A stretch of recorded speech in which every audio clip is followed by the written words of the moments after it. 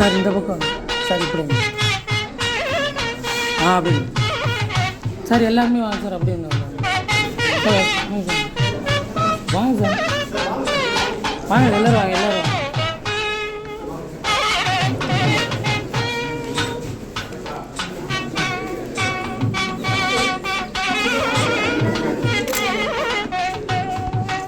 வாங்க ஏற்றுங்க sir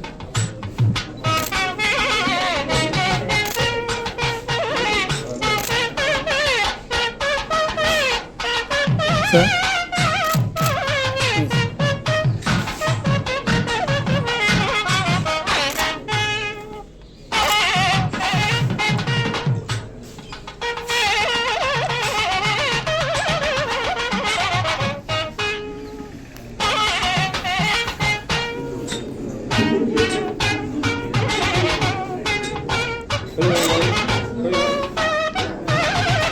sir madam கொஞ்சம் கையை சார் வரும் பிடிச்சிங்க சார்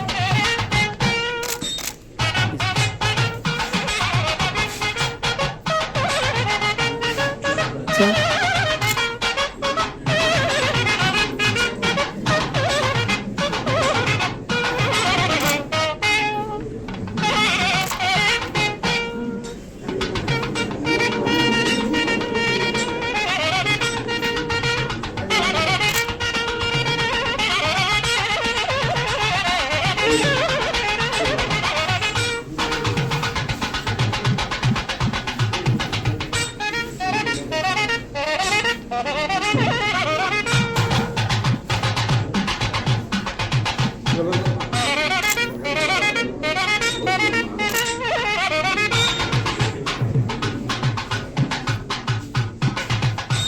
சார்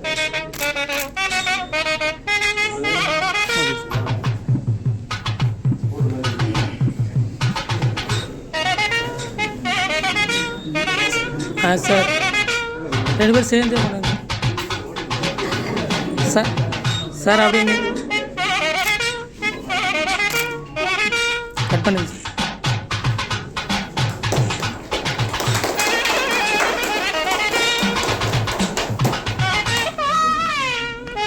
சார்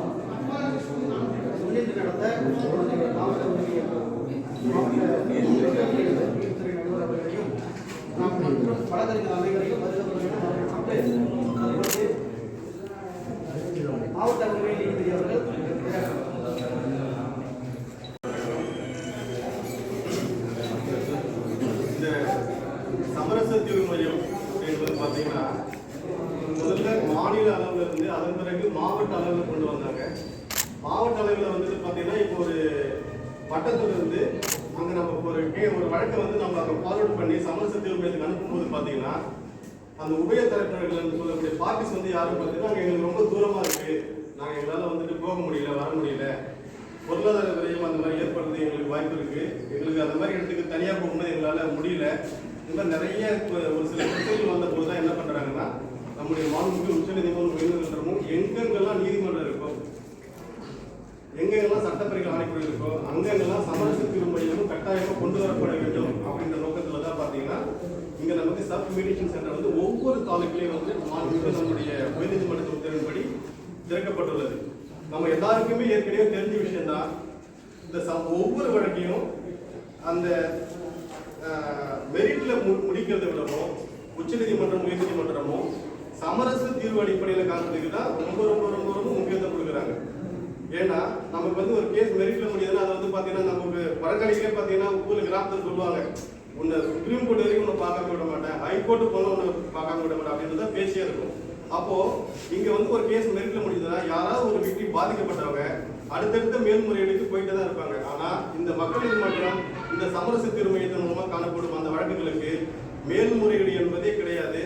அதே மாதிரி நீதிமன்ற கட்டணம் எவ்வளவு செலுத்தினாலும் அந்த கட்டணம் முழுமையாக வந்துட்டு நமக்கு திருப்பி தரப்படும் அப்படின்ற நோக்கில் தான் இந்த சமரச தீர்வு மையமே வந்து கொண்டு வந்தாங்க. இதை வழக்கறிஞர்கள் வந்துட்டு இதை முழுமையா வந்துட்டு பயன்படுத்திக்கணும். முழுமையா பயன்படுத்தும் போது தான் இதோட கொண்டு வந்த நோக்கமே வந்துட்டு நிறைவேறும். அதனால இந்த மாதிரி நம்ம கொண்டு வந்திருக்கிறது ரொம்ப பெரிய விஷயம். இந்த வாய்ப்பை பயன்படுத்தி எல்லாரும் பயனடையுமாறு பணிவன்போடு கேட்டுக்கொள்கிறேன். வாய்ப்புக்கு நன்றி கூறி நீதித்துறை நடுவர் ஐயா அவர்கள். அனைவருக்கும் வணக்கம். இந்த மீடியேஷன் சென்டர் கொண்டு வந்திருக்கோம். இங்கே தாலுக்காவெல்லாம் இருக்குது. இது வரைக்குமே எனக்கு ஒரு கேஸ் தான் மீடியேஷனுக்கு அனுப்பியிருக்கேன். அதனால் நிறையா வந்து என்னை அனுப்ப சொல்லுங்க, அனுப்புற சமாதானமாக முடிச்சுக்கிறேன். அனைவருக்கும் எனது காலை வணக்கம். உயர்நீதிமன்றம் உச்சநீதிமன்றத்தில் எல்லாம் நாளுக்கு நாள் வழக்குகள் பெருகி கொண்டே போகிறது. வழக்காளிகளுக்கு தீர்வு கிடைப்பது வந்து மிகவும் காலதாமதமாக இருக்கிறது. இங்கிலீஷில் சொல்லுவாங்க, ஜஸ்டிஸ் டிலே காலதாமதமாக கிடைக்கின்ற தீர்ப்பினால பயன் இல்லை. ஏன்னா யார் வழக்கு போடுறது வந்து ரிசர்வ் வரத்துக்குள்ள 200 பேராக எல்லாருக்கும் வழக்கு நடத்துகிற மாதிரி ஆயிடுது. சுப்ரீம் கோர்ட்டில் 500 பேர். இதுக்கெல்லாம் ஒரு தீர்வு காணப்படுவதற்காக உச்சநீதிமன்றமும் மத்திய அரசும் சேர்ந்து இது மாதிரி சமரச மையங்களை ஏற்படுத்தியது. இப்போ புதுசாக 7/10/2023 மீடியேஷன் ஆக்ட்னு சொல்லி சென்ட்ரல் ஆக்டே ஒன்று ப்ரோமல்கேட் பண்ணிட்டாங்க. அந்த ஆக்டில் வந்து கோர்ட்டுக்கு போகிறதுக்கு முன்னாடியே சமரச மையத்துக்கு வரதுக்கான வாய்ப்புகள் செக்ஷன் 5 வந்து ப்ரீ லிட்டிகேஷன் மீடியேஷன் சொல்லி ஒரு அமைப்பை ஏற்படுத்தி கொடுத்துருக்காங்க. அதே மாதிரி மீடியேட்டர்ஸில் யாராவது அப்பாயின் பண்ணலாம்னு சொல்கிறாங்க. நிறைய வசதிகள் பண்ணி கொடுத்துருக்காங்க. வழக்காளிகளுக்கு வந்து மீடியேட்டர்ஸ் பிடிக்கல, அவங்களோட அனுபவம் சரியில்லைன்னா மனு கொடுத்து வேறு மீடியேட்டர்ஸ் மாற்றிக்கிறதுக்கும் சட்டத்தில் இடம் வச்சுருக்காங்க. அதே மாதிரி செக்ஷன் 6 பார்த்தீங்கன்னா எந்தெந்த வழக்குகள் மீடியேஷனில் பிடிக்கலாம், எது பிடிக்க முடியாது, எதுக்கு அரசு நீதிமன்ற அனுமதியோடு முடிக்கலாம் அப்படிங்கிறத சொல்லி வைக்கிறாங்க. அது மட்டும் இல்லைங்க, இந்த மீடியேஷன் சென்டரில் நம்ம போய் வழக்காட்கள் வந்து நடத்திருக்கோம். அவங்க வந்து ஒரு மீடியேஷன் தீர்வு கிடைக்கல, நீதிமன்றத்துக்கு போக வேண்டிய அவசியம் ஏற்பட்டு போச்சு. அப்போ காலாவதி சட்டத்தில் நம்ம போயிட்டு சொல்கிறேன் இல்லைங்களா, செக்ஷன் 27 இந்த மீடியேஷன் பீரியடை வந்து டிடக்ட் பண்ணி கழிச்சுக்கலாம், லிமிடேஷன் வந்து அந்த 15 பேர் லிமிடேஷன் கழிச்சுக்கலாம்னு சொல்லி நிறைய வசதிகள் இந்த புது சட்டத்தில் பண்ணி கொடுத்துருக்காங்க.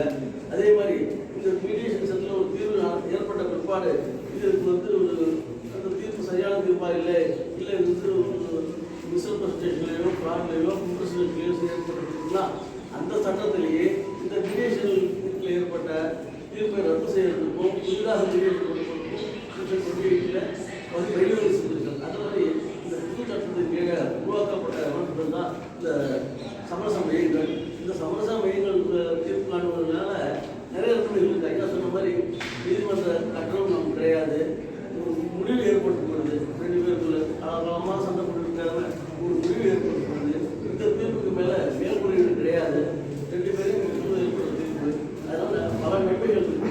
இந்த தீர்ப்புகள் வந்து இந்த அனுகூலங்களை எல்லாம் பொதுமக்கள் பயன்படுத்தி கொண்டு காலதாமதத்தை தவிர்க்கலாம், பண விரயம், நேர விரயம் எல்லாத்தையும் தவிர்க்கலாம், மன உளைச்சலையும் தவிர்க்கலாம். எல்லாத்துக்குமே சமரச தீர்வுகள் தீர்வாக நிச்சயமாக அமையும். பொதுமக்கள் அனைவரும் இந்த தீர்வுகளை இந்த வாய்ப்பை பயன்படுத்தி பயன்பெறுமாறு கேட்டுக்கொண்டு வாய்ப்பு நீதினுடைய சேவரவர்களே, இருக்கின்ற சீர்துறை நடுவரவர்களே, வழக்கறிஞர்களே, வழக்காடிகளே, ஒரு அனைவருக்கும் என்னுடைய உதவியை தெரிவித்து சமரச மையமானது மாவட்ட தலைநகரத்தில் உள்ள மாவட்ட நீதிமன்றத்தில் இயங்குகிறது. பட்டுக்கோட்டை, வேளாங்கண்ணி, கும்பகோணம், கொடத்தநாடு, திருவையாறு இப்படி பல நீதிமன்றங்களில் ஒரு வழக்கறிஞர்கள் எல்லாமே அதில் மீடியேட்டர்ஸாக சமரச தீர்வாளர்களாக நியமிக்கப்பட்டு கிட்டத்தட்ட ஒரு 2-3 ஆண்டுகளாக நடைபெற்று வருகிறது. அதில் நாங்கள் எங்களுடைய கோரிக்கையை முன்னதாக வைத்தோம் நீதிமன்றத்துக்கு, உயர் நீதிமன்றத்துக்கு. இந்த மாதிரி தூரத்தில் ஊர்லேருந்து வர்றவங்க தஞ்சாவூருக்கு வர முடியாது, அதே மாதிரி பட்டுக்கோட்டையில் இருக்கிறவங்க பேராவூரில் இருக்கிறவங்க வர முடியாதுங்க. நீங்கள் எங்களுக்குலாம் அந்த எந்தெந்த கோர்ட் இருக்குதோ அந்த கோர்ட்டே ஒரு துணை அமைப்பினை ஏற்படுத்த வேண்டும் என்று கோரிக்கை வைத்தோம். அதனை நீதிமன்றம் ஏற்று நம்மளுடைய திருவையாறு நீதிமன்றம் ஒவ்வொரு நீதிமன்றத்திலையும் துணை அமைப்பை ஏற்படுத்தி மிக சிறப்பாக செயல்பட்டு வருகிறது. ஒரு 3 மீடியேட்டர்கள் இருக்கிறோம். அங்கே வழக்குகளும் போடப்பட்டு வழக்குகளும் நடைபெற்றுக் கொண்டிருக்கிறது. அதை நீங்கள் நல்ல முறையில் பயன்பெற்று நிதி நடுவரும் முன்சிபையா சொன்னது போல எங்கள் சீனியர் வைக்கல் சொன்னது போல வழக்குகளை விரைவாக முடிப்பதற்கு சமரச தீர்வு மையம் ஒரு தீர்வாக இருக்கும் என்று வாய்ப்பு நன்றி விடைபெறுகிறேன்.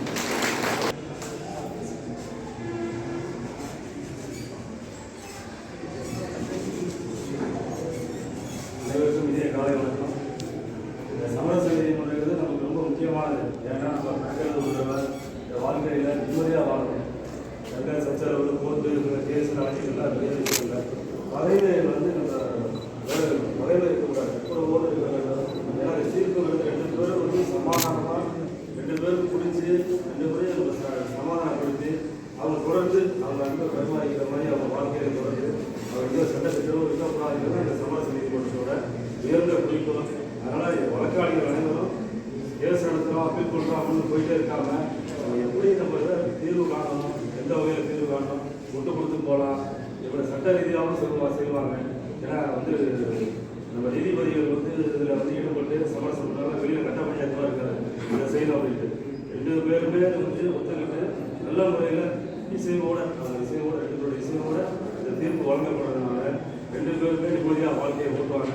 அதனால் வழக்காளிகளும் சரி வழக்கறிஞர்களும் சரி இந்த சமரச நீதிமன்றத்திற்கு வழக்குகளை அதிகமாக கொண்டு சென்று தீர்வு குறைஞ்ச காலத்தில் தீர்வு கிடைக்குமாறு நாம் ஏற்பாடு செய்யணும். அதற்கு ஒத்துழைக்கணும் கேட்டு நிறையானவர்களும் வழக்கறிஞர்களாக நம்மளோட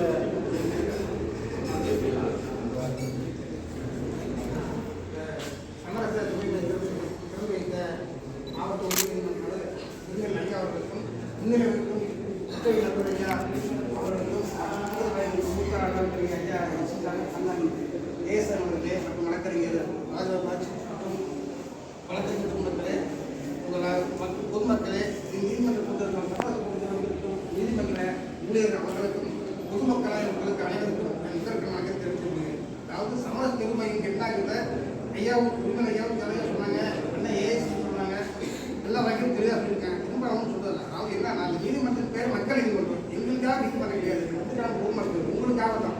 உங்களுடைய பிரச்சனை பேசி முடிச்சேன்னு சொன்னாங்க. ஐயா சொன்னாங்க பார்த்தீங்கன்னா, மற்ற இடத்துக்கு போகிறதுக்கு கேஸ் நடக்க முடியல, கோர்ட்டுக்கு முடிஞ்சுங்க, நான் அப்பீல் போவேன், அப்புறம் ஹைகோர்ட் போவேன். ஐயா சொன்னாங்க பார்த்தீங்கன்னா, இந்த சமரச தீர்வு மையத்தில் தீர்வு முடிச்சுனா மக்களே கிடையாது. அதே மாதிரி திரும்பவும் சொன்னாங்க, நீங்கள் எவ்வளோ பணம் கட்டிருக்கீங்களோ அந்த ரீஃபண்ட் திரும்ப உங்களுக்கு கொடுத்துருவாங்க அப்படின்னு. அதனால் ஒவ்வொரு வாயிலாவும் ஐயா சொல்லி தான் இருக்காங்க. இந்த மாதிரி ஒவ்வொரு மக்கள் நீதிமன்றத்துக்கு கேஸை முடிஞ்சுட்டு ஐயா குற்றவாளி ஐயாவோட சொன்னாங்க. நான் வந்து 2-3 வருஷம் ஆகும்போது இது வரைக்கும் ஒரு கேஸை முடிக்கிறது எப்படி முன்னாடி சொன்னால் ஒரு கேஸ் முடிஞ்சிருச்சு. அதே மாதிரி முடிவெளி கேஸை முடிஞ்சிருக்கு. பிரச்சனை பண்ணிக்கலாம். ப்ராப்பர்ட்டி வந்து 10 லட்சம் கொடுத்தா பரவாயில்ல. ஒரு 5 சந்துக்காக சந்து என்னது பட்டா சொல்லுது, சந்து ஒன்று பத்திரம் சொல்லுங்க, இது ஒரு கேஸு. இதுக்காக 3 வருஷம் வந்து வந்துருக்கு. எங்களுக்கு மக்களுக்கு கேஸ் கொடுக்குறீங்க, உங்களுக்கு டைம் வேஸ்ட்டு. அதனால் பொதுமக்களை ஒரு சின்ன பிரச்சனை போக்குவரத்தில் பெருசு பண்ணிக்காம நீங்கள் உங்களுடைய நம்பிக்கை நாங்கள் ஐயா பொதுவாக சொல்கிறாங்க முடியாது, எங்களுக்கு ஒன்றும் கிடையாது. மக்களுக்கு நாங்கள் எங்களுக்கு கேஸ் அனுப்பலாம் போகிறோம், கேஸ் அனுப்பா காசு கொடுக்க போகிறீங்க, அது முக்கியம் இல்லை. உச்சநீதிமன்றம் என்ன சொல்லுது, மக்கள் சிரமப்படக்கூடாது, மக்கள் நன்மை அடைந்திருக்காக தான் இந்த சமரச மையம் பயன்படுத்திருக்கு. அதனால் பொதுமக்களாக நீங்கள் என்ன பண்ணீங்கன்னா உங்களுடைய கிடைக்கிற சின்ன பிரச்சனை பேசி முடிச்சு நீதிமன்றத்துக்கு உத்தரவு மீறாமல் நீதிமன்ற நான் தள்ளி கேட்டுக்கிறேன்.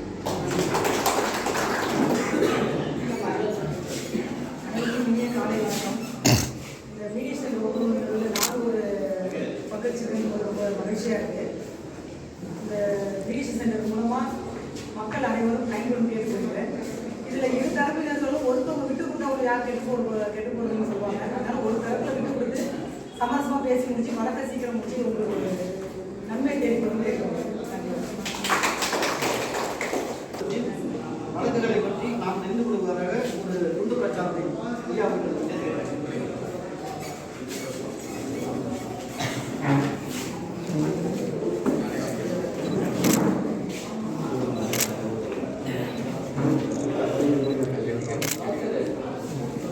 பொதுமக்கள் சார்பாக யாராச்சும்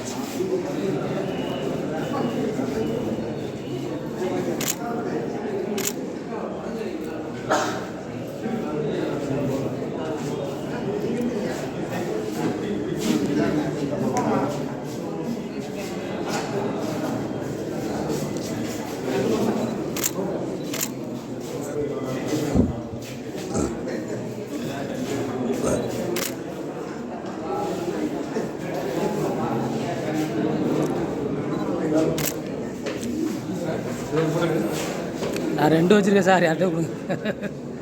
எதை விட்டுட்டு எதை எடுக்கிறது தெரியல.